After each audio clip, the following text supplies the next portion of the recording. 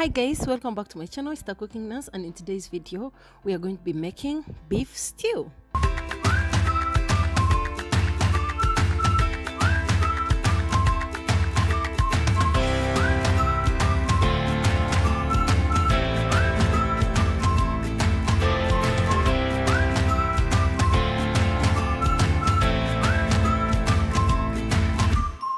So yeah, as I've already told you, today we're going to be making beef stew, and I'm using this rib side of the or rib parts of the beef. It's beefy, the bones are chewy.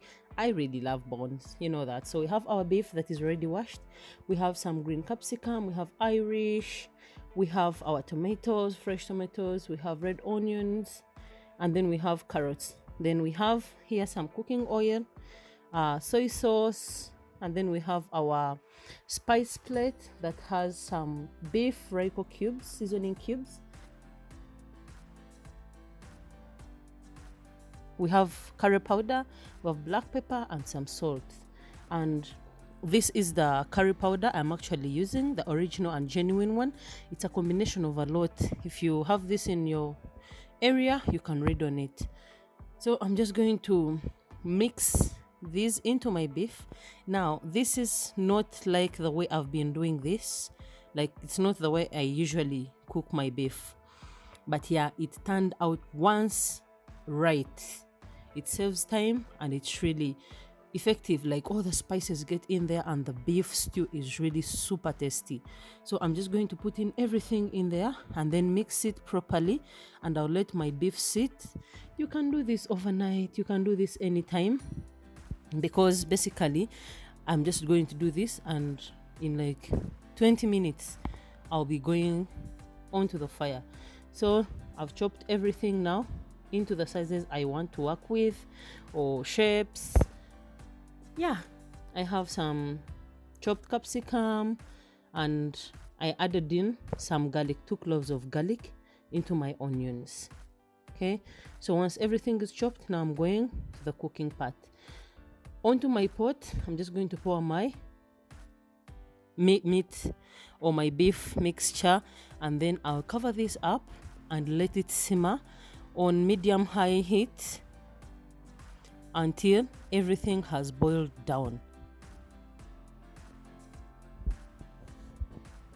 So just like this, now the water is getting out of the meat and it's continuing to absorb the spices.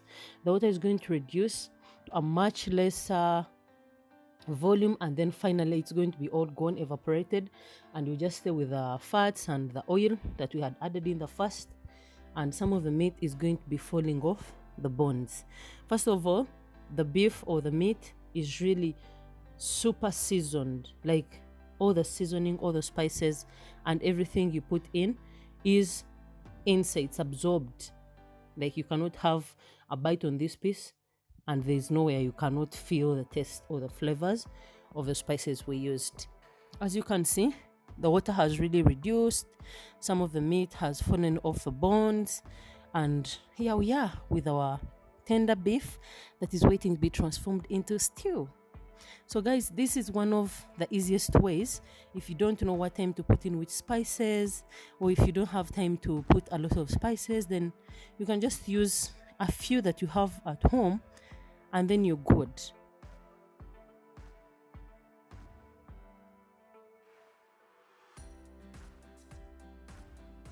So now I've added in my onions and garlic, and I'm going to cover this until the onions are golden brown, just so they keep on absorbing the flavors. You know, at the end of the day, it's the flavor that sells.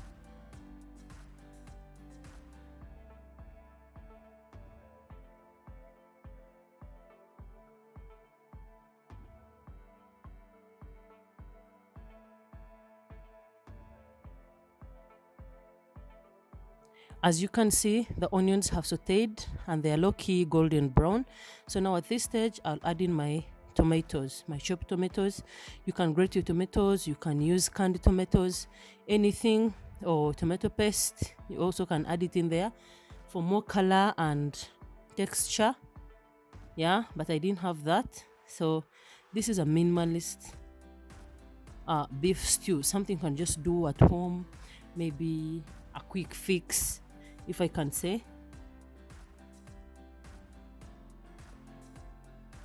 Into the mixture, I'm adding in my potatoes because they are really hard and I don't like undercooked potatoes, so I want mine to really cook.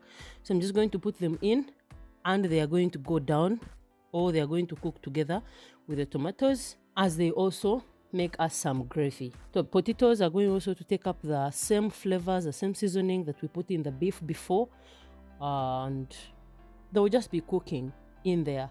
They will be soft in no time. By the time we add in the water, they'll already be almost good to go.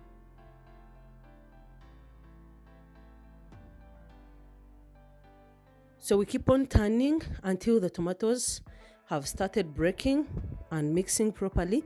And then now at this stage, I'll add in my seasoning cubes. They are beef Royco cubes. I'm not removing the bones that have lost their meat. Reason being, I want them to produce or enhance the flavor of my soup. Yeah, so I'm just going to keep on turning until the tomatoes are all dissolved. This is helping the potatoes take up the flavor. It's helping the meat get more softer. And now at this stage, I'm going to add in my chopped carrots because I don't want them overcooked. That's why I put them in last. And if you can realize, I haven't put in the capsicum because of the same reason. I don't want them to overcook, so I put them in towards the end of the whole process. Now the tomatoes are in there and everything else actually apart from the capsicum. So now, as you can see, almost everything has mixed up to the stage that I can freely say you can serve it like this, or just add in soup or water if you want some soup.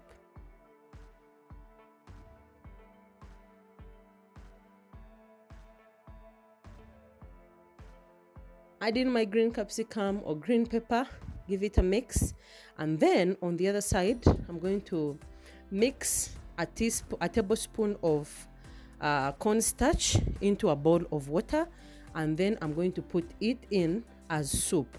This is going to thicken up my soup. It's going to be gravy like, but then not too thick and not too thin.